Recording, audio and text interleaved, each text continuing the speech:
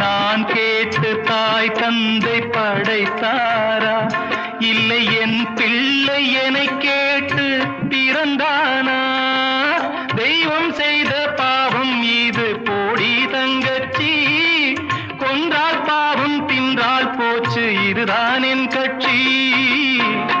ஆதி வீடு அந்தம் காடு இதில் நான் என்ன, அடியே நீ என்ன ஞான பெண்ணே?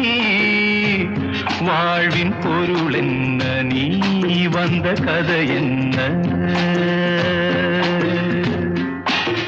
தெய்வம் தந்த வீடு வீதி இருக்கு, தெய்வம் தந்த வீடு